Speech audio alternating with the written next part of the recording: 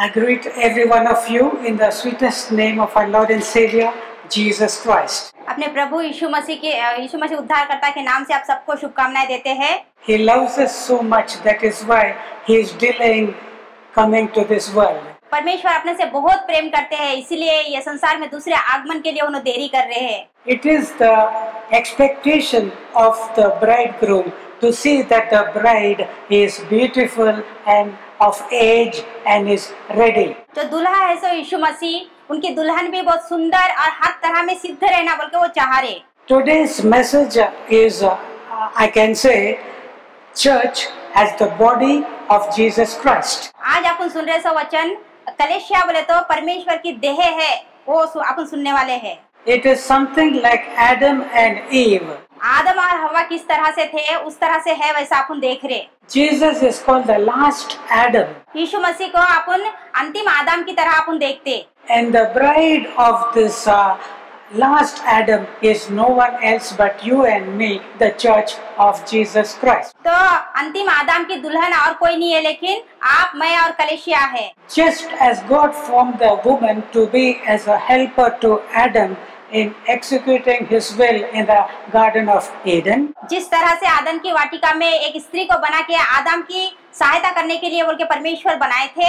Adam was able to know how intimate that externally located woman is close to him in the way in which he said, "This is the bone of my bones and flesh of my flesh." तो वो स्त्री को बना के आदम के सामने रखे, तब वो घूम रहे फिर रहे, तब आदम उसको देख के क्या बोलते हैं, ये मेरे हड्डी में की हड्डी और मेरे मांस में का मांस है बोल के बोलते।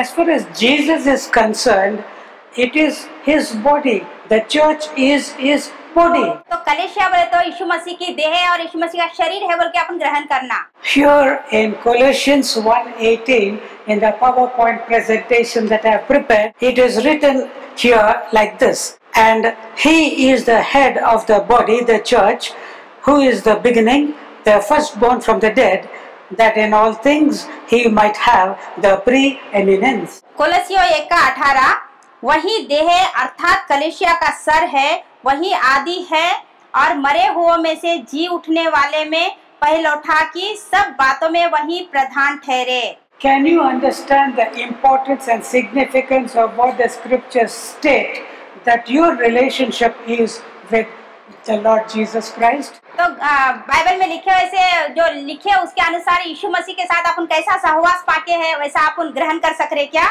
In this second slide of this presentation, I have shown here the body of a man and the brain of it to be the Christ, the head of the church.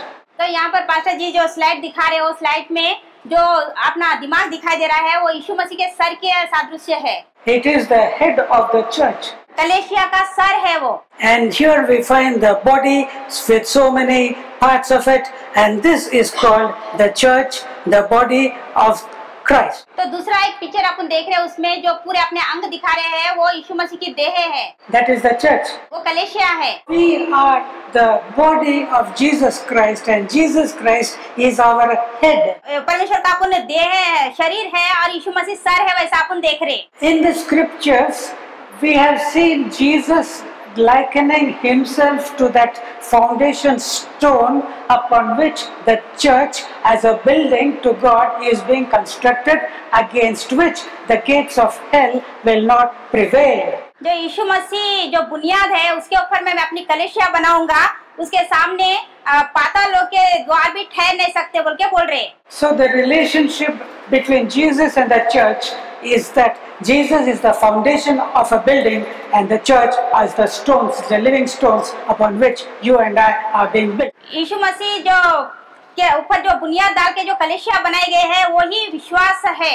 This is another relationship which the scriptures are teaching, that Jesus is the head and the church is the body. यीशु मसीह सर है और कलीसिया शरीर है, वैसा अपन देख रहे।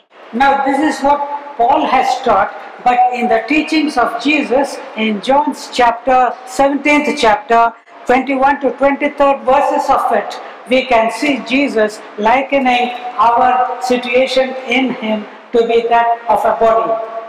तो यीशु मसीह सर है और कलीसिया शरीर है, वैसा अपन यूहन्ना 17:21 में देखते। Shall we read it now? That they all may be one, as thou, Father, art in me, and I in thee, that they also may be one in us, that the world may believe that thou hast sent me. And the glory which thou gavest me, I have given them, that they may be one, even as we are one. I in them, and thou in me, that they may be made perfect in one, and that the world may know that thou hast sent me, and hast loved them as thou hast loved me. यूहन्ना 17:21 से 23 तक कि वे सब एक हो, जैसा कि तू है पिता मुझ में है और मैं तुझ में हूँ, वैसे ही वे भी हम में हो, जिसे संसार विश्वास करे कि तू ही ने मुझे भेजा है। वही महिमा जो तूने मुझे दी है वे उन्हें दी है, कि वे वैसे ही एक हो जैसा कि हम एक है, मैं उनमें और तू मुझ में, कि वे सिद्ध होकर एक हो जाए और संसार जान ले कि तू ही ने मुझे भेजा है, और जैसा तूने मुझसे प्रेम रखा है वैसे ही उनसे भी रख। These are very important things which the Lord Jesus is recorded to have prayed. तो ये यीशु मसीह जो बोले सब बातें बहुत श्रेष्ठ बातें हैं, वैसे ये बातें हैं। Only if you are able to understand the truth of these scriptures here, will you be able to be made perfect and be able to be blessed to be the bride of Jesus the Christ when He comes as the bridegroom for the church. तो जब अपनी बातों को वो ध्यान से पढ़ के इसको समझते, तभी जब दुल्हा आता तब दुल्हन पूरी तरह से सिद्ध है, वैसा अपन यहाँ पर देखते। In the 23rd verse, the Lord Jesus is saying, I in them and thou in me, that they may be made perfect. 23वें वचन में ऐसा बोल रहे प्रभु, मैं उनमें और तू मुझ में, कि वे सिद्ध होकर एक हो जाए और संसार जान ले कि तू ही ने मुझे भेजा है, और जैसा तूने मुझसे प्रेम रखा है वैसा ही उनसे प्रेम रख। The Lord Jesus has said that the Lord Jesus is in us and the Father is in Jesus. Not only first are we being made perfect, secondly, whatever ministry we are doing for the Lord, the world will be able to understand it and accept it. अपने में प्रभु है और प्रभु में परमेश्वर है बोल के जब मालूम पड़ता तब संसार जान लेगा कि अपने में प्रभु है। Now, how is it that we are going to be added into the church as the body of Jesus the Christ? We shall see. तो यीशु मसीह के शरीर की तरह अपन किस तरह से कलीसिया में बदलते हैं आप देखेंगे। In the 1 Corinthians 12th chapter 13th verse, we find it written here, for by one Spirit are we all baptized into one body, whether we be Jews or Gentiles, whether we be bond or free, and have been all made to drink into one Spirit. पहला कोरिन्थियों 12:13 कि हम सब में एक क्या यहूदी हो या यूनानी, क्या दास हो या स्वतंत्र, एक ही आत्मा के द्वारा एक देह होने के लिए बपतिस्मा लिया और हम सबको एक ही आत्मा पिलाया गया। On the day of Pentecost, when the Lord God, according to His promise, when He poured out the Spirit upon those 120 disciples in the upper room of Jerusalem, जब वहाँ पर ऊपर एक कमरे में इकट्ठा होकर उन लोग जब प्रार्थना कर रहे थे तब उनके ऊपर आत्मा उंडेले गया। पेंतेकोस्त के दिन उनके ऊपर आत्मा उंडेले गया। उस दिन they were all baptized into the body of the Lord Jesus Christ. तो सब जने यीशु मसीह के शरीर में बपतिस्मा पाए, वैसा अपन देखते। And once you are in the body of Jesus the Christ, He makes you as His members. तो अपन यीशु मसीह में है तो वो अपन उनके शरीर में उनके अंग अपन बनते।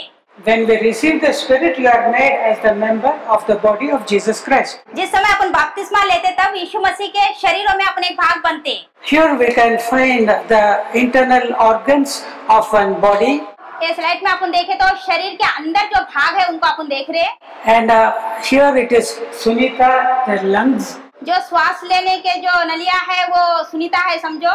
And the stomach here is Sonal. वो पेट के अंदर जो भाग है वो अगर सोनल है तो। And the intestinal portions is Somanna. अगर पेट में ऐसा पूरी अंतड़िया पूरी डॉक्टर सोमन्ना जी है तो। See, You have to do the work which God has kept you in the body of Jesus the Christ. यीशु मसीह के शरीर में जिस काम के लिए अपन बुलाए गए हैं वो काम अपन करना। Now say the lungs, say I will not work. क्या वो अंदर में नलियां है, देखो श्वास लेने की नलियां, अगर वो मैं मेरा काम नहीं करता बोल के बोली समझो, What will happen? क्या होता? Sister, tell me. जो श्वास लेने की नलियां है, मैं वो हवा नहीं लेता, नहीं छोड़ता बोले तो क्या होता? You will die. That's it. मर जाते, बस उतना ही। And here the stomach is there. It has got some cancer or indigestion. It doesn't digest. It does not take. It goes on vomiting. Will you live? जो पेट में एक व्यक्ति को कुछ कैंसर है समझो, वो खाना खाते हजम नहीं होता, वो उल्टियाँ करता, तो वो इंसान जी सकता क्या? No, it is not possible. वो नहीं जी सकता वो व्यक्ति उस तरह से रहे तो। There are so many organs in the body, so many tissues, so many things that constitute our body, and you and I should know that by the baptism of the Holy Spirit, God has appointed you a work to do in the Church of Jesus Christ. तो शरीर में जो अंग है वो सब जने मिलके जैसा काम करते हैं, तो कलीसिया में जो अपन अंग बन के है वो अपन भी वैसे ही काम करना।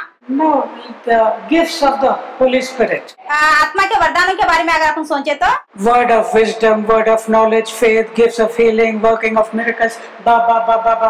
तो बाइबल के ग्रंथ में कई आत्मिक वरदान है ना, जैसे चंगाई पाना, भाषाओं का दान, आत्माओं की परख, ऐसे बहुत सारे हैं। How many of you have got the gifts of the Holy Spirit? Please raise up your hands. ऐसे कृपा के वरदान पाके है सो वाले कितने जने हैं, अपना हाथ उठा के बताइए।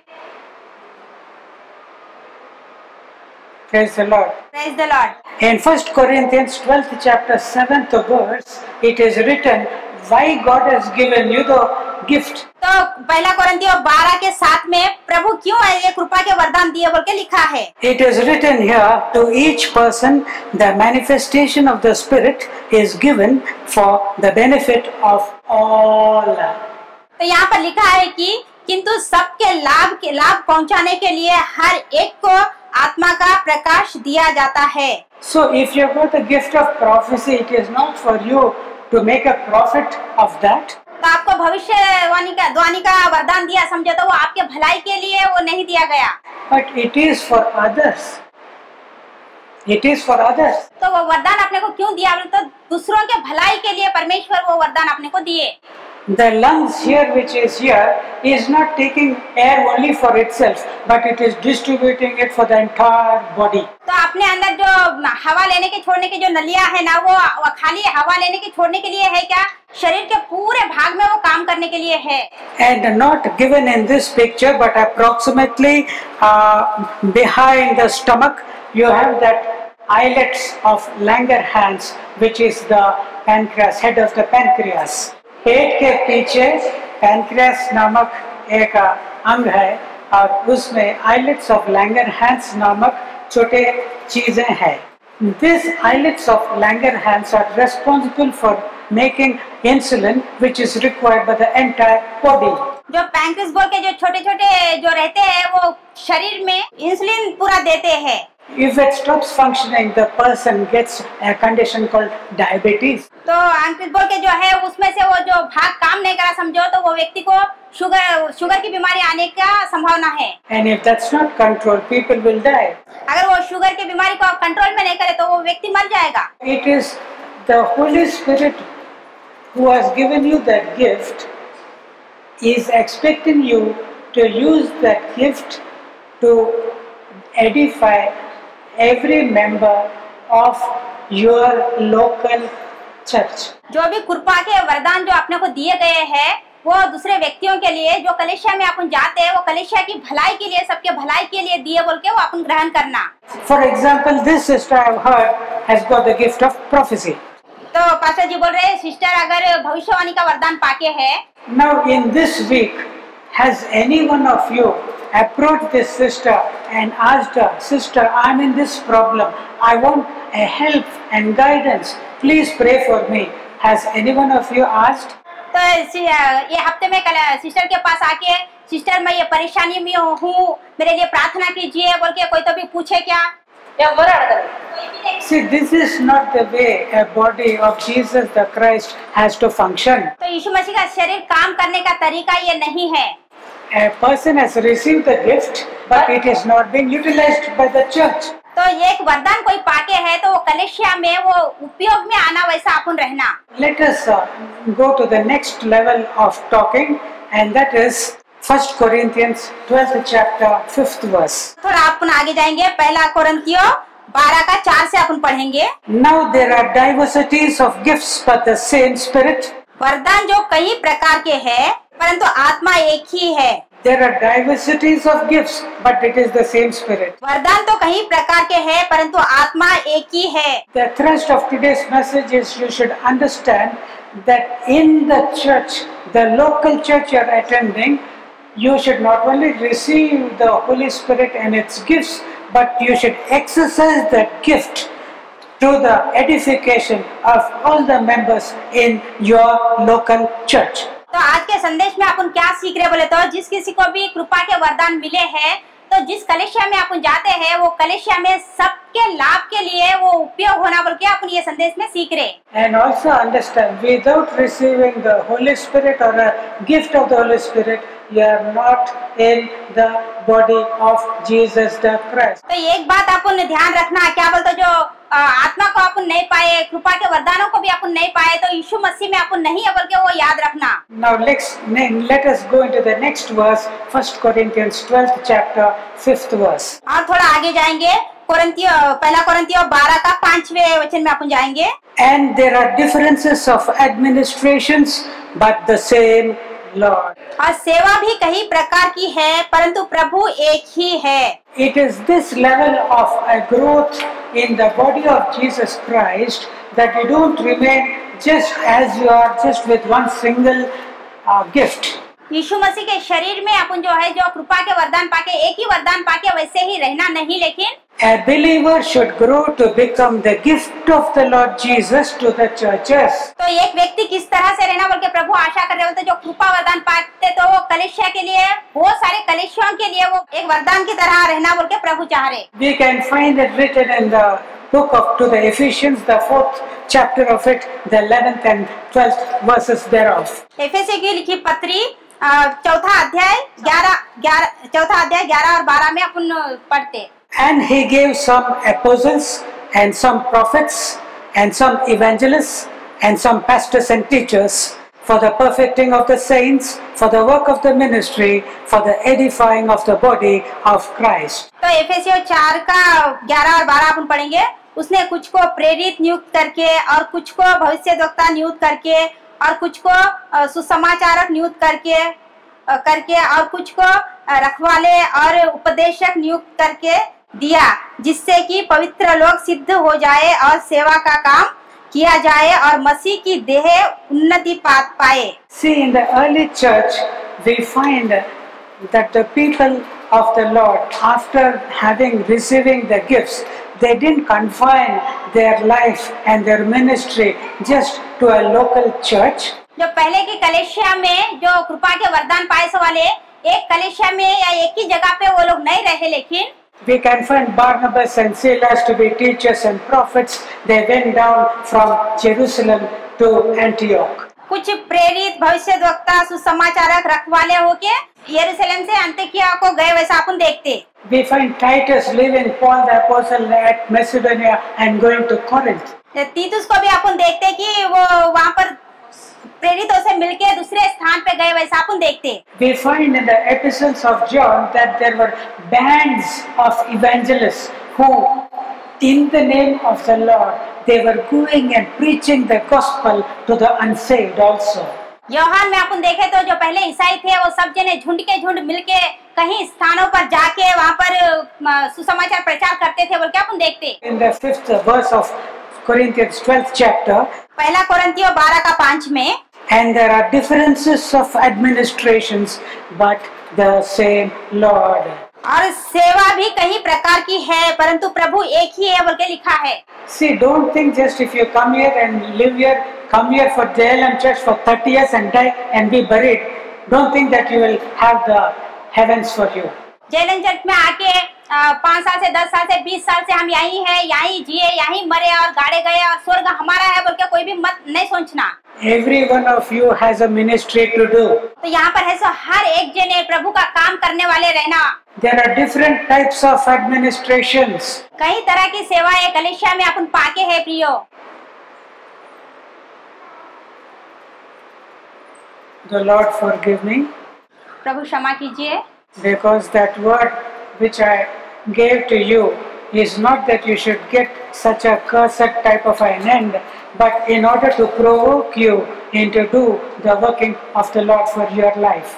तो प्रभु मुझे क्षमा करे, अभी जो मैं बोले सो बात आपको शपित करने की बात नहीं है, लेकिन प्रभु की सेवा में सब जने काम में उपयोग होना बोल के वो बताया गया आपको। Want to provoke you into working for the Lord. प्रभु के काम में आप सबको प्रोत्साहन देना बोल के मैं आशा करके हूँ।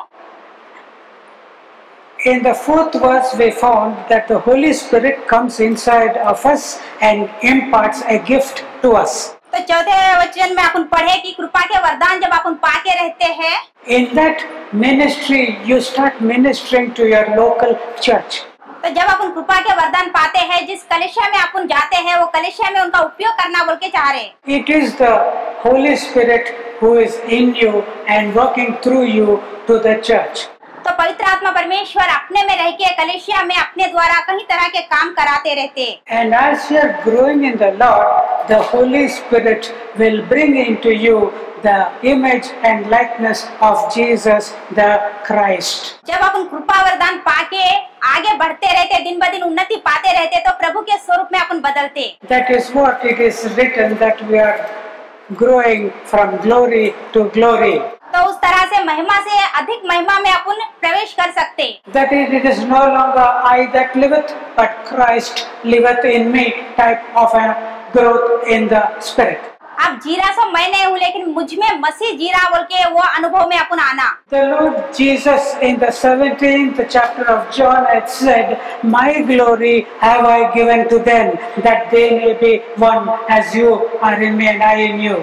तो यूहन्ना 17वें अध्याय में प्रभु बोलते हैं कि जैसे तुम मुझ में हो और मैं तुम में हूँ, उस तरह से वो भी तुम में रहे, वैसा प्रभु बोल रहे हैं। It is not enough for you just to be filled with the Holy Spirit and the gifts of the Holy Spirit.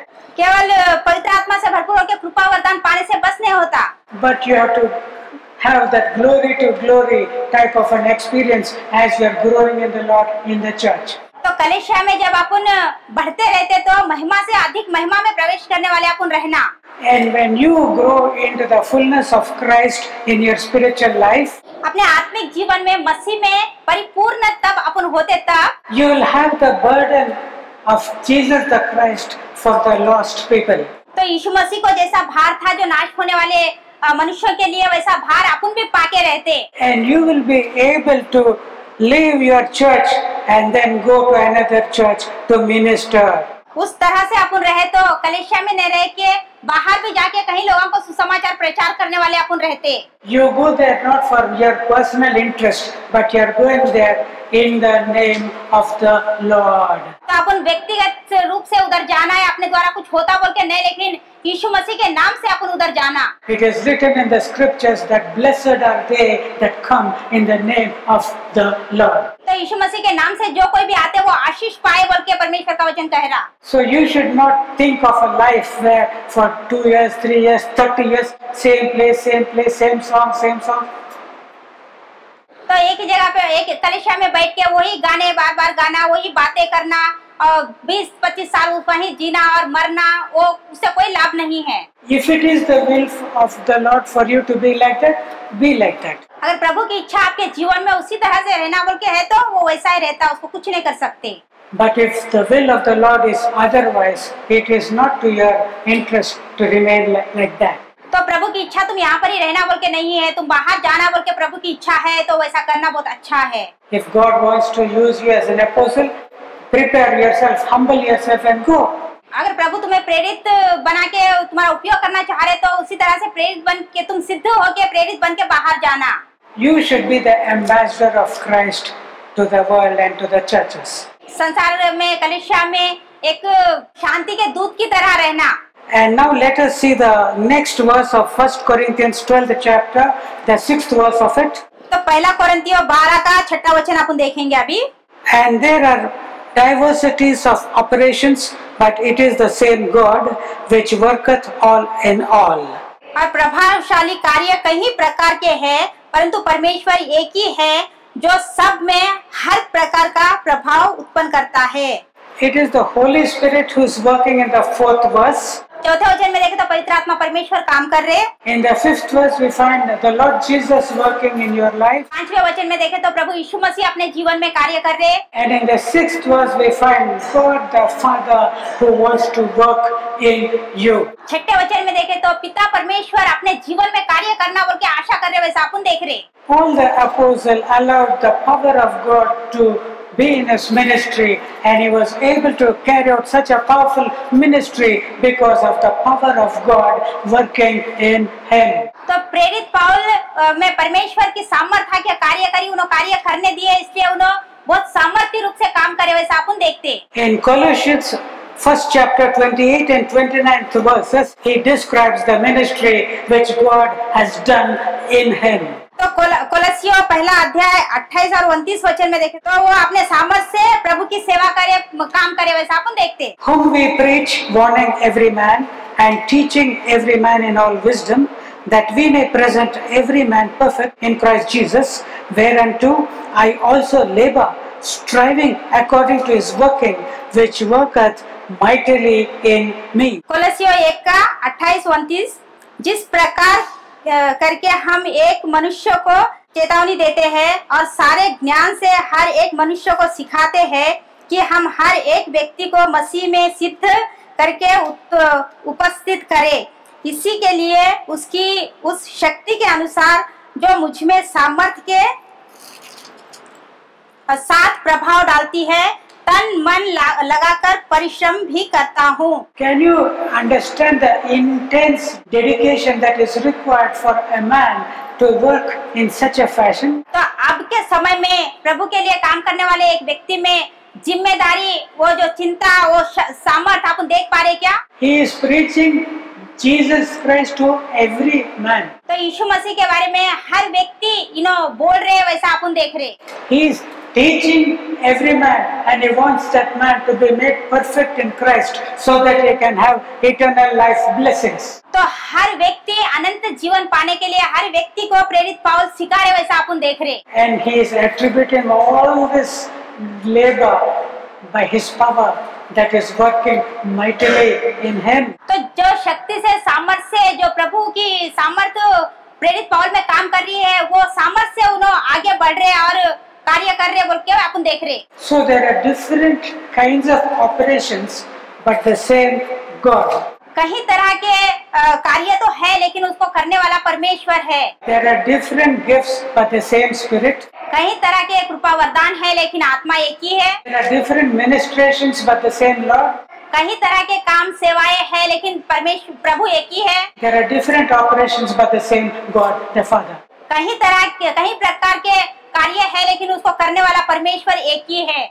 And you, as the representative of Jesus Christ on earth, ये पृथ्वी पर यीशु मसीह के प्रतिनिधि की तरह तुम, and if you are the body of Jesus Christ on earth, ये पृथ्वी पर यीशु मसीह के शरीर बन के है, सो आप you should receive the gift of the Holy Spirit and exercise that gift to edify everyone in this local church. जिस पवित्र आत्मा के द्वारा जो वरदान पाए हो तुम, जिस कलीसिया में तुम रहते हो, हर एक के लिए उसका उपयोग करने वाले तुम रहना।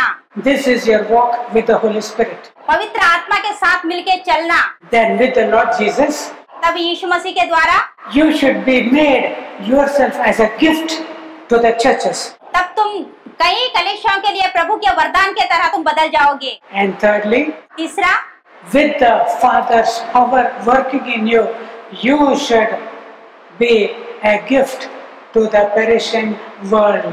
जो परमेश्वर तुम्हें जो सामर्थ्य दिए उसके द्वारा जो नाश होने वाले आत्माओं के लिए तुम जो बहुत बड़े वरदान बन के रहोगे। Let us pray. प्रार्थना करेंगे। Beloved Father, प्रिय पिता, you have talked to us about the 3 types of ministries that has to be done by your believers. प्रभु कलीसिया में एक विश्वासी 3 तरह की सेवा करना है, उस तरह से आप हमसे बात करें। Help everyone who has heard and is going to hear this message, जो कोई भी ये संदेश को सुनने वाले हैं, that they receive the gifts of the Holy Spirit and use them for the edification of their own local church. तो हर एक जना ये कृपा के वरदान पाके उनके कलीसिया के लिए वो उपयोग करने वाले रहना। Let every dear brother and sister who is hearing this message जो कोई भी भाई बहन ये संदेश सुन के है become a gift to the churches. कई कलीसियाओं के लिए वो एक बड़ा वरदान बने। Let every brother and sister hearing this message हर एक भाई बहन जो कोई भी ये संदेश को सुन रहे हैं receive your power to be a gift to the world. ये संसार के लिए एक बड़ा वरदान बने वैसा आपकी सामर्थ को पाए। In Jesus' name we pray. यीशु मसीह के नाम से प्रार्थना करते हैं पिता, आमीन। Amen.